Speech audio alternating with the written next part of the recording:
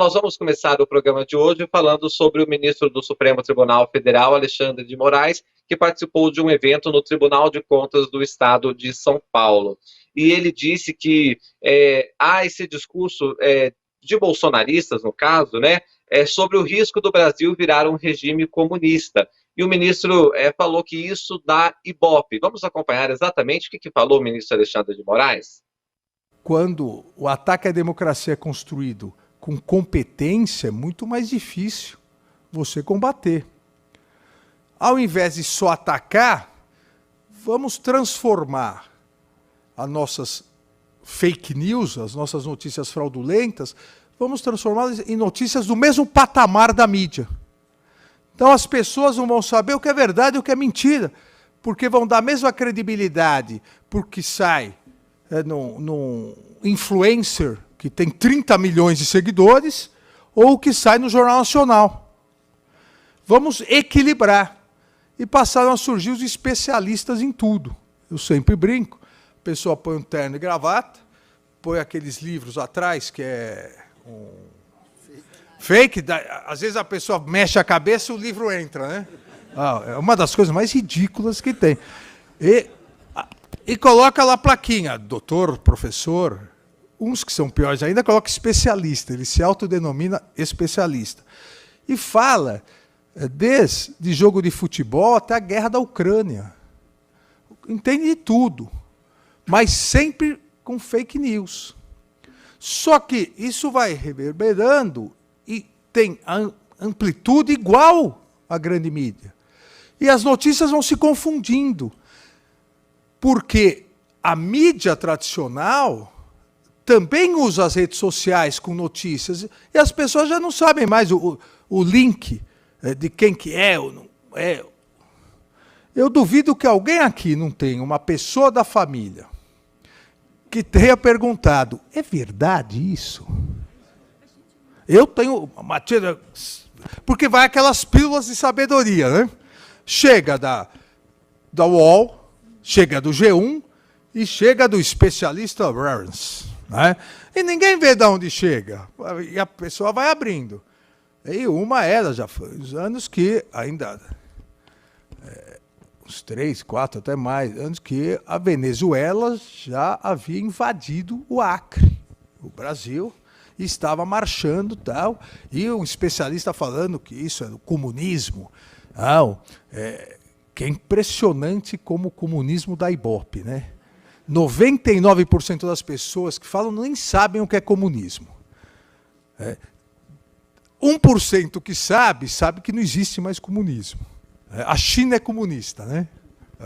É mais capitalista que nós. O Putin é o rei do comunismo.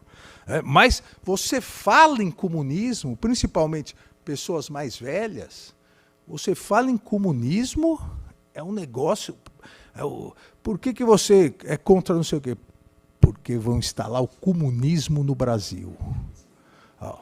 Só que as pessoas passaram a acreditar. Então, está invadindo o Brasil. Não importa que nenhuma televisão dê isso. Mas as pessoas passaram a assistir menos televisão. As pessoas... E vejam, por que a influência, isso é outra coisa estudada nesse ataque à democracia, por que a influência maior das redes sociais começou com a classe média? Porque foram diminuindo de assistir muita televisão para notícias. E fica As classes economicamente abaixo continuaram a ouvir muito rádio. O rádio voltou a ter um valor para a democracia gigantesco.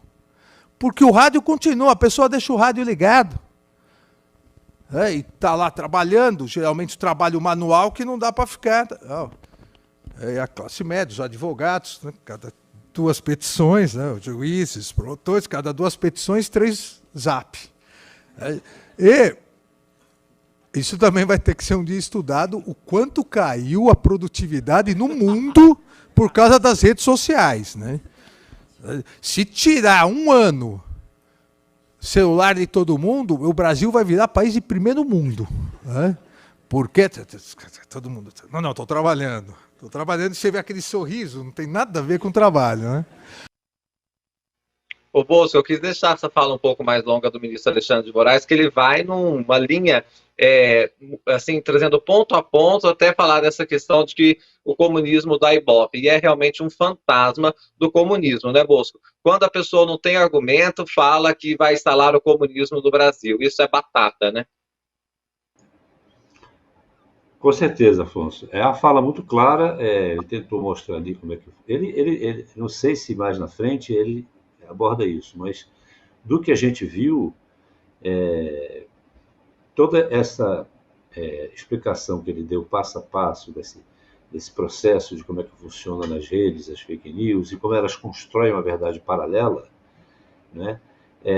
O que se viu nesse contexto de golpe, né, foi que esse volume de notícias que constituem uma verdade paralela, ela aos poucos também foi transformada a partir dos conteúdos que vinham imprimindo nas mentes dessa audiência mais crédula, né? A partir dali, então, constrói-se uma segunda etapa, que é a incitação ao golpe, porque aí você já tem aquela verdade, entre aspas, consolidada nas mentes das pessoas, então você passa a etapa de dizer, bom, agora é preciso enfrentarmos isso. E como é que nós vamos enfrentar isso? Vamos mudar esse STF, vamos fechar esse STF, esse Alexandre de Moraes, e vamos fazer uma passeata não sei aonde, vamos fazer um movimento aqui, até fazer aquela base pronta para o ataque que acabou acontecendo no 8 de janeiro.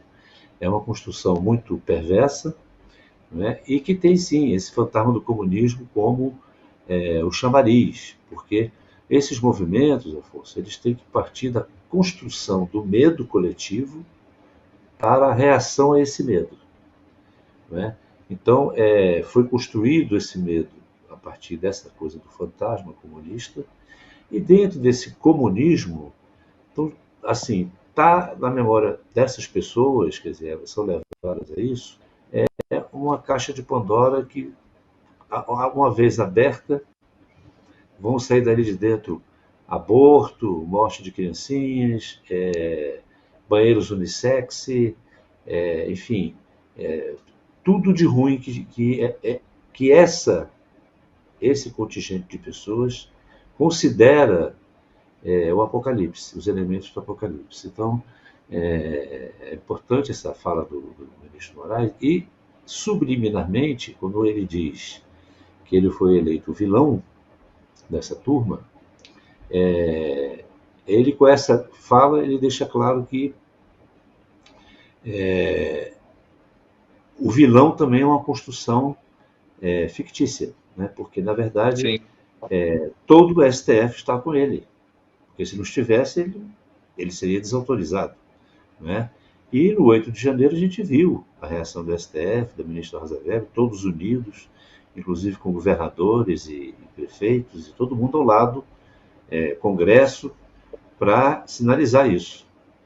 Vamos ouvir exatamente esse ponto que você está colocando, Bosco? Temos aqui também separado a fala que o ministro diz que a extrema-direita, né, para atacar as instituições, precisa personificar um indivíduo, e que, no caso, o inimigo escolhido foi o próprio ministro Alexandre de Moraes. Vamos ver esse ponto, então. Se não consegue a cooptação ou alteração, então os mesmos mecanismos que bombardearam a imprensa, os mesmos mecanismos que bombardearam um instrumento da democracia, que é o voto, e é no Brasil a urna eletrônica, vamos bombardear o judiciário, os membros do judiciário e a família dos membros do judiciário. Porque também quem entende do assunto sabe que atacar o judiciário só, jornalista entende muito bem disso, você falar de uma instituição fica um pouco etéreo. Você tem que personificar. Você tem que achar dentro da instituição um inimigo de carne e osso, porque aí você personifica. No caso, no Brasil, foi carne e osso e sem cabelo. Um preconceito.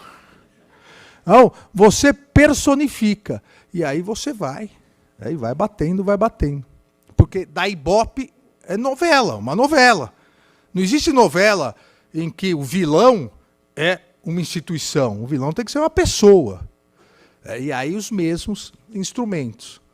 E por que não deu certo? Porque, na verdade, e aí eu volto ao começo da minha fala, e com isso eu encerro, porque, na verdade, a Constituição garantiu que isso não daria certo. Porque a Constituição deu todos os instrumentos para que as instituições, especialmente o Poder Judiciário, tivessem independência e autonomia para reagir a esses ataques. Com todos os erros que podem existir, como eu disse, em todas as instituições, no Poder Judiciário, no Supremo Tribunal Federal, porque as instituições são feitas por pessoas, mas a proteção constitucional aos órgãos, aos poderes, às instituições, permitiu que houvesse uma reação e a defesa da democracia. É esse o ponto que você falava, né, Bosco? É outro momento da fala dele em que ele é muito didático, vai trazendo passo a passo até dizer que a nossa Constituição não permitiu que essas tentativas de deslegitimar as instituições, os integrantes dela, viesse a acontecer, né, Bosco? É perfeito, Afonso. A explicação dele está perfeita. Você precisa, aqui num outro sentido, né, você precisa humanizar aquela instituição, ou seja, dar uma figura de carne e osso, como ele disse, para ela, para que esse vilão represente todos os males desse enredo fake news. Então, ele foi eleito para isso, naturalmente, porque estava à frente das relatorias, porque muito antes do 8 de janeiro, a gente viu que, pela todo o comportamento do governo Bolsonaro de ataque ao STF, lá de trás, depois a luta para que o país pudesse enfrentar a pandemia, né? O inimigo interno da luta contra a Covid foi o governo federal, na figura na gestão do então presidente Bolsonaro. Então, desde lá de trás, que o STF já vem trabalhando com inquérito, responsabilizando esses montadores dessas fake news nesse método que ele descreveu, né? Então já havia esse conflito, porque ele já era o relator dessas matérias, então ele era o vilão perfeito. Aí vem Xandão, o xerife, né? Enfim, tudo aquilo viu, e com capítulos dessa novela, como ele muito bem chamou assim, capítulos que davam muito ibope. Como ele disse, por exemplo, os personagens lá fizeram uma trama ali, vamos gravar o ministro, vamos pegar ele em falso, vamos dar um jeito de destituí-lo dessa função. Mas tudo isso é só enredo, porque o STF está com Alexandre de Moraes. Todo o tempo esteve com ele e continua com ele, porque trata-se da defesa do texto constitucional como muro de contenção para toda essa aventura nefasta que se tentou fazer, né? Daí o STF ter sido o alvo principal, porque ele é o guardião daquilo, né? A leitura que vale da Constituição é a do STF.